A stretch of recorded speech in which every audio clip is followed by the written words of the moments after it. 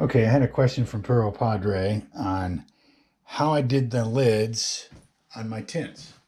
So luckily I had one tin of tobacco that I didn't currently have jarred. So I'm going to demonstrate how I do that. So basically you need the lid of your tobacco.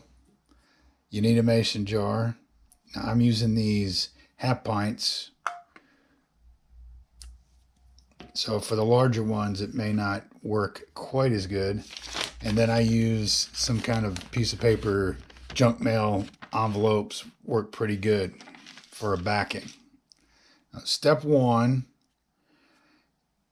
after I open the tobacco and put it inside, is to heat the lid to get this sticker to loosen up.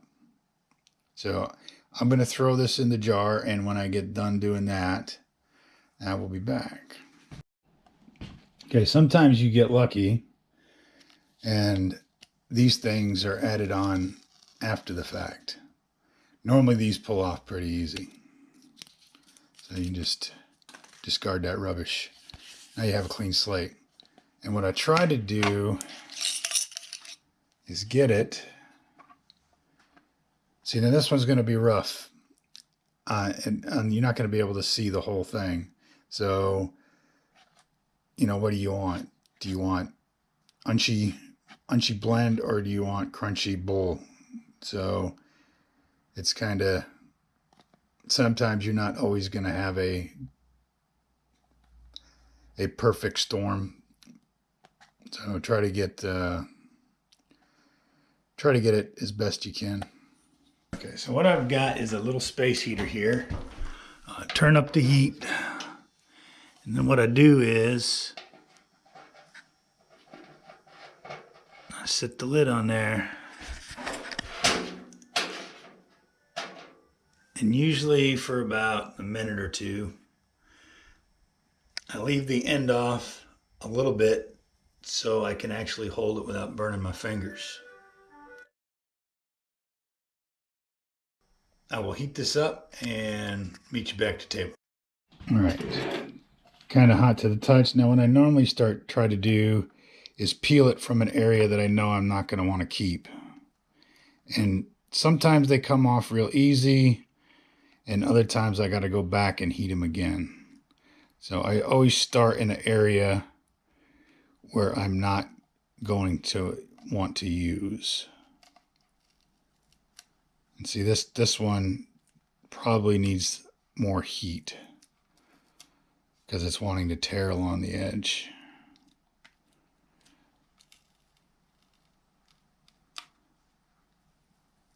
Yeah, see, sometimes you can get it, but I'm probably going to go back and heat it a second time now that I've kind of got it started, because this edge will rip pretty easy if it's not hot, and it's already started to cool. Okay, it's hot to the fingers, so I am just going to keep slowly peeling. And if at any time I start to see it tear, I'm going to stop and go back and heat it some more. You see how that's starting to, the adhesive is starting to tear away from the side. So, and down here it's already re-sticking. So I'm going to go back and heat it again. And sometimes they'll just come right off, and other times it's just what I'm going through now.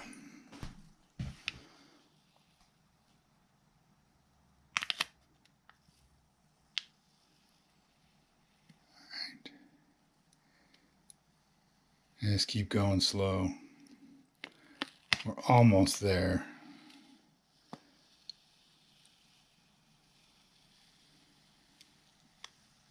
And it seems like the different manufacturers have different types of adhesives they use.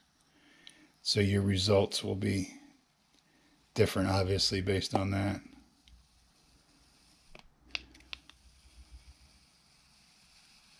And now I'm not too worried because we're not going to be using the bottom part.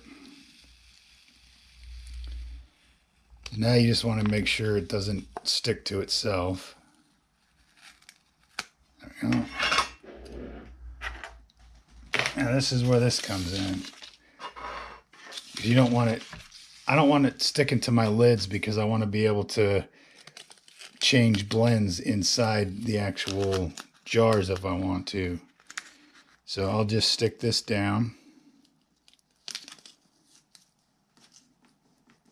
on the paper, and that gives it a nice, more rigid backing, but these are not too thick.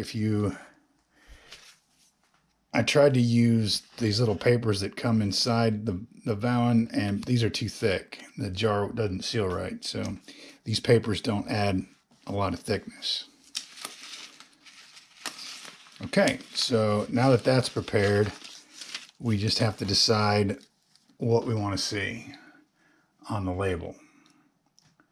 So I just use a ballpoint pen and the trusty scissors. So at this point, I take the mason jar insert, turn it upside down, and I kind of place it over the part. And I think I wanted to see crunchy.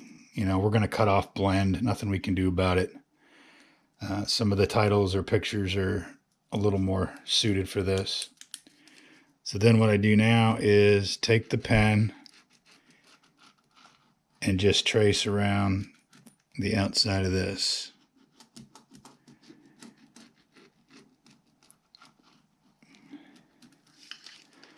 Once that's done, put that back, and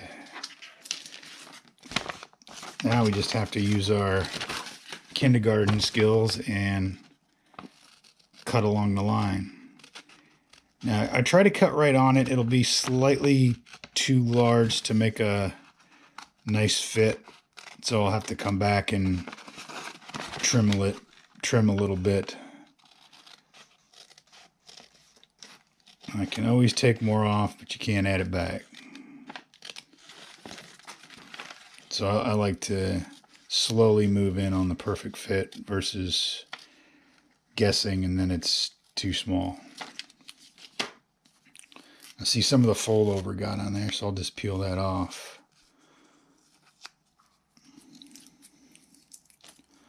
Normally I position it down so that fold over stuff's off, but didn't do that today. All right. So now we have this, and it just fits right up inside that. Looks like I got lucky on the cut this time. And I tighten her up, and there you go. Now you've got as close as you can get based on the thing, but you're actually using the actual label, so you don't have to burn a bunch of your toner on a printer out. Now granted, you did it on a printer, it would all fit and be pretty, but for me this is just fine. It gives nice color to the rack. All right, sometimes you'll see on some of these the bottoms are cut off, and that's where the stupid tobacco warning was actually part of the original label. So instead of showing that, I cut it off, or sometimes it didn't matter. It was low enough that I just kind of left it. And see, if you don't get the fit just right, sometimes they do that. But this one actually is not from a tin. That Bagpiper's Dream is actually off of, no, that's not Bagpiper's Dream, is it? Well, it's off of one of these.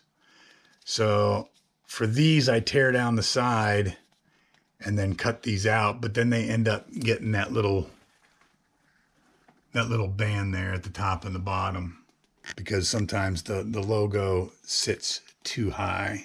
And it's the same thing, if I can find, like my 8th State Burley, that came in one of those kind of tins. So I just cut the wrapper around the outside, and bam, that's sits in there. So yeah, I get a little silver at the top and bottom, but most of the time, if you're dealing with traditional tins, you'll see most of the stuff. And that's actually off the side of one of those big cans of half and half. That's actually that cardboard. So it's my That's my redneck method for doing it. My MacGyver method, whatever you want to call it. All right, well, I hope this answered your question. A little show and tell. Thanks for watching. I'll catch you on the next one.